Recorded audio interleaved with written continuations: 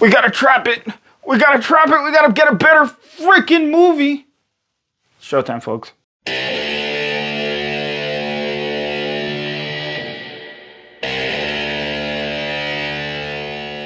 Gotta be frank right off the bat. You know, I don't know if it's something to do with the writer's strike that's going on. I don't know if it's just a pattern when it comes to these new sequels and movies. Ghostbusters, Frozen Empire. It continues where we left off in Ghostbusters Afterlife. You know, they're trying to make something more of this franchise. They're trying to find their way into the future as far as this new series is going. And I think they're having a lot of trouble, you know, catapulting from the original Ghostbusters from the 80s. And you can really see it in this film.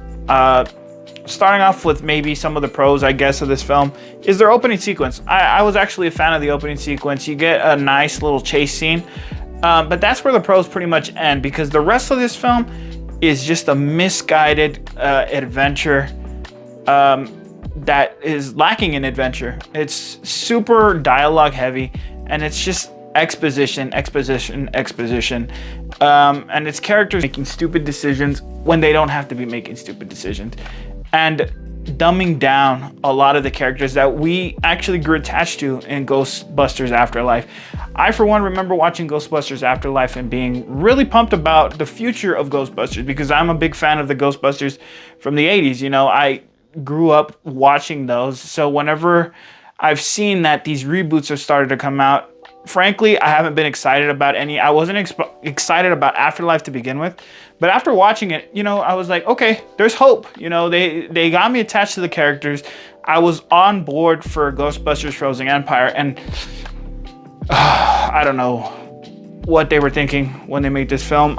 You know, and I hate to be that guy. You know, I feel like the last few reviews that I've done, most of these films have been kind of downers, and it's just, I don't know if it's just, like I said, a pattern of what happens after the writer's strike. I don't know if it's AI helping in the creative process in any way, but man, these films, this has been just not great. I don't even really want to, you know, say much more. I can't say much more without giving spoilers.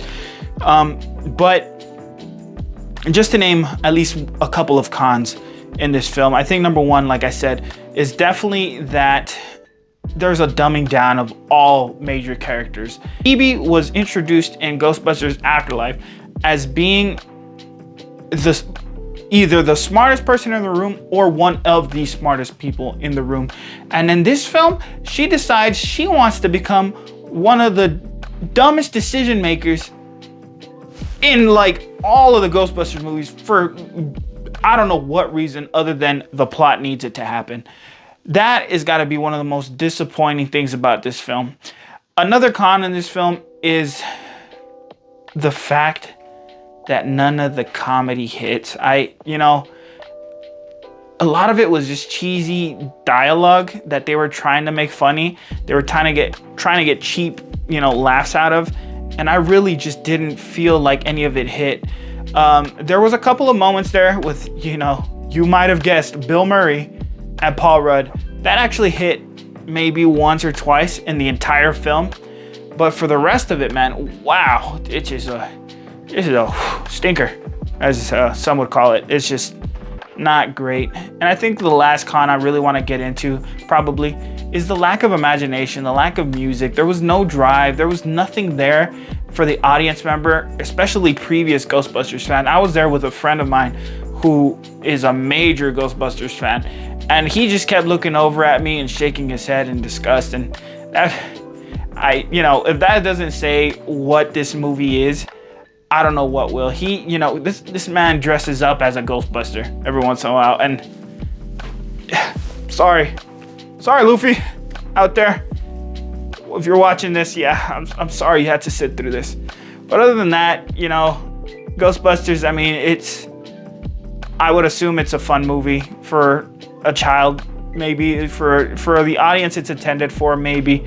But trying to pick on nostalgia, it doesn't work, because the movie's so bad. For anybody that was a Ghostbusters fan before of the original series or the original couple of movies, they try to hit, you know, the nostalgia button a couple of times for you to be interested, and it didn't hit for me at all. And it sucks because I really, like I said, I was hopeful after Afterlife that it was gonna be good, and it just didn't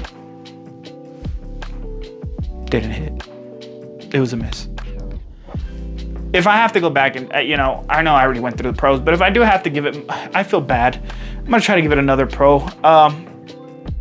Is that it brings back the original cast. I mean, it tries its best to do what it can with the original cast, but like I said, just to tie in with that, just to give you the little, I guess, double-edged sword of that is, I don't think the creators of this new era of Ghostbusters have much of an idea of where they're going with this series.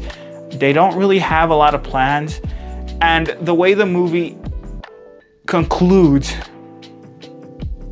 is one of those things where it's not really a satisfying conclusion to the movie. It doesn't really give you hope for the future. All it does is let me know that the network or the production company or anything like that's like, we gotta find a way to milk Ghostbusters for everything it's got financially. And I just can't get behind that. So moving on to my rating of this film. You know what? I'm just gonna rip the Band-Aid off. This is clearly a 2 out of 5. So you're telling me there's a chance. It's not quite Madam Web level bad, but it's definitely not a great movie. If you're an original Ghostbusters fan, you're not gonna be treated to anything that's majorly Ghostbusters. You're not gonna get a lot of ghost chase. You're not gonna get a lot of ghost chase sequences to begin with. There's not very many. The final battle is literally takes place in one small location, and then you're done with it. I don't know. I personally, if it were me, I'm spending money for my entire family, I would wait till this movie comes out in streaming services if you really want to check it out. And that's why I say I'm telling you, there might be a chance if you're a die-hard Ghostbusters fan that you enjoy this. But otherwise, this is something that I would probably recommend you just wait till streaming services and check out something better that's out in theaters right now. But what did you guys think of Ghostbusters Frozen Empire? Do you agree with what I'm saying? Disagree with what I'm saying? Or maybe you have other thoughts. Or maybe you have a movie you want to see me review in the future that I haven't talked about on this channel yet. Go ahead and leave that in the comments below. Any thoughts you guys might have, or the movies, like I said, that you want to see me review. I'm always looking for recommendations. If you haven't liked or subscribed to the channel, please do so, or share this video because it really helps the channel grow. And ring the notification bell. I haven't been saying that, but if you ring the notification bell, it really helps us here at Chugo's Powerhouse Cinema. We've created a small team, kind of like Nick Fury. I've gone out and recruited the Avengers of my group to help me out now. So we got a little bit of a team going here, and we'd appreciate all the support you could get. You know, when you've sat through this many duds, you start looking into the ancient text, you know? And it's something like my friend Garaka used to tell me, and that's...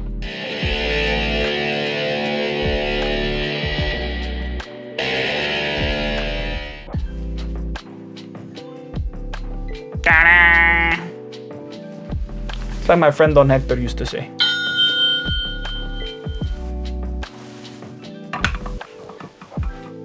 It's like my friend Garaka used to tell me. Was that okay?